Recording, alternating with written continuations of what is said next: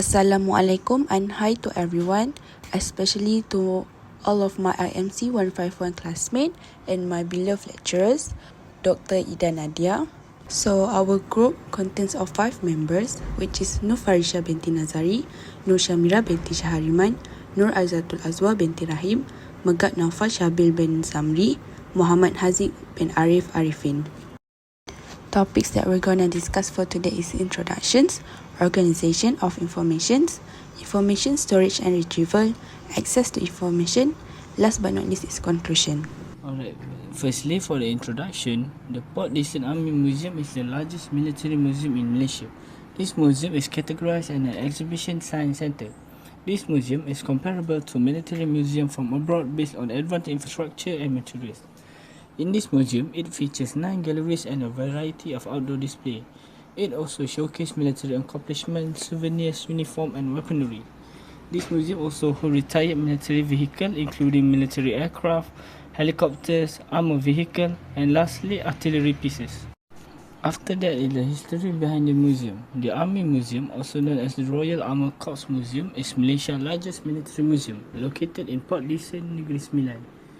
In 1999, General Tan Sri Mat Hashim Hussein established the Army Museum to preserve Malaysia's armed force history and military legacy, aiming to conserve their heritage.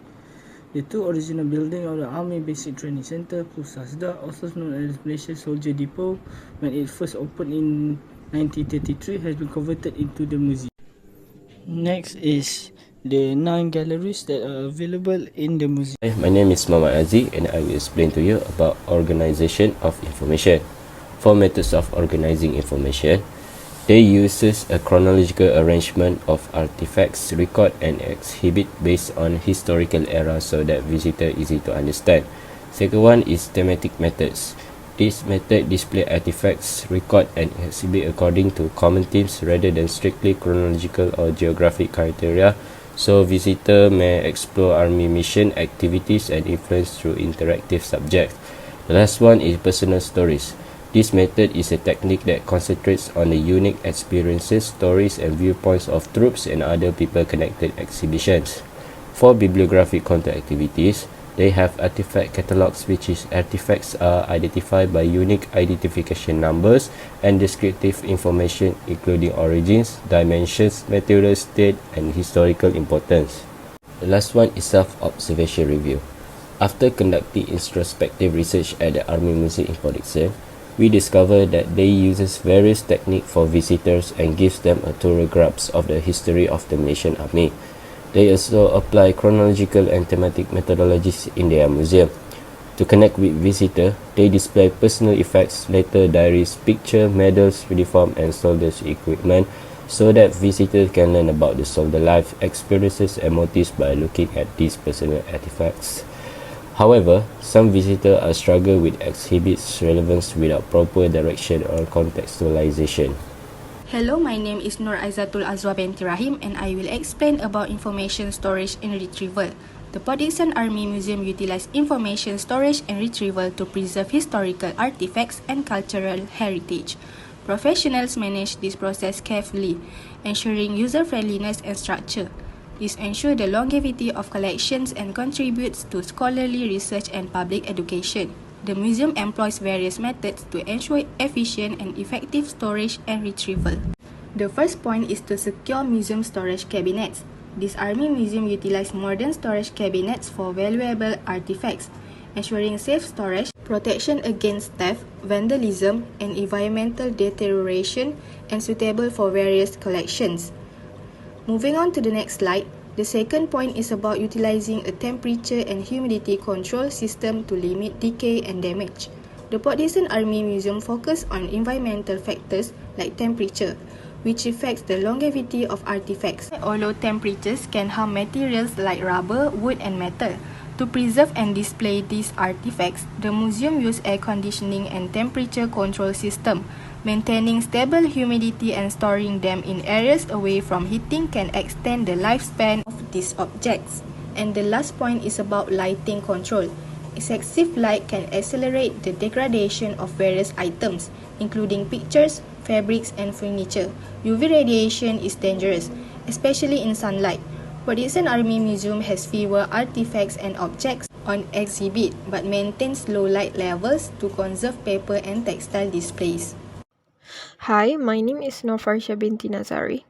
Now, let's deep dive into the access to information. First, the ability to access information.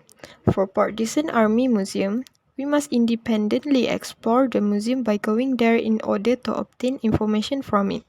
As we know, museum is publicly or privately funded non-profit institution whose primary function is the preservation and display of collections of physical artifacts and specimens for the purpose of education, scholarship, and enjoyment.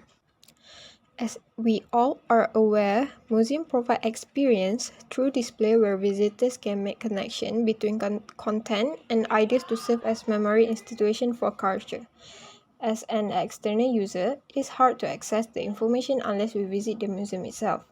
On the other hand, we also can browse on the internet about the museum. However, Port Dickson Army Museum doesn't have its own software that we can get any information easily, unlike the National Museum United States Army. Second, the relationship. For Port Dickson Army Museum, we aren't able to find their own website which to access information about the museum. As we keep searching, we find Port Dickson Army Museum Facebook page. They didn't explain specifically, but they showed a picture of how they clean all the artifact and collection. On the Facebook page, we can see the army itself cleans all the weapons and artifacts. On the other hand, getting information about Port Dickson Army Museum is a little bit hard because there is nothing we could find about their artifacts and collections unless we visit the museum and ask the staff there. In general, we think Port Dickson Army Museum needs to upgrade its technologies such as social media so people would recognize the existence of this museum. As a result, society would love to spend their time gaining knowledge about our nation's history. Also, fostering the spirit of patriotism in Malaysians. Hi, my name is Nur Shamira binti Shahariman. So now we're going to move on to the conclusion. To conclude, wars have impacted our country's history in several ways, from colonial days through the revolution and civil war to the turbulent 20th century and right up to the present. Books, manuscripts, historical artifacts, and audiovisual resources are only a few examples of the documents that must be kept in order to guarantee future generation access to that history. The Port Dickson Army Museum and the exhibits on display in its renowned galleries do not aim to erase one's culture, rather they work to enrich it. All the historical artifacts that has gathered over the years have become crucial to our country, teaching future generations about their nation's past and serving as a lesson for future generations to come.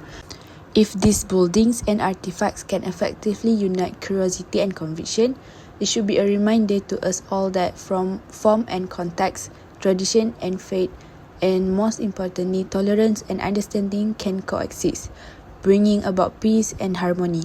The Army Museum, in contrast, serves as a learning center and a meeting place where people of all ages, regardless of race and ethnicity, assemble and share ideas for the benefit of humanity. Overall, in almost 20 years since its opening, the museum has quickly transformed into a hub of education, historical preservation, and cross-cultural exchange.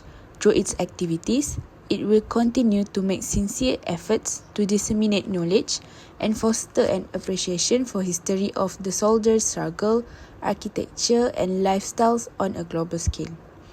That's all from us. Thank you so much.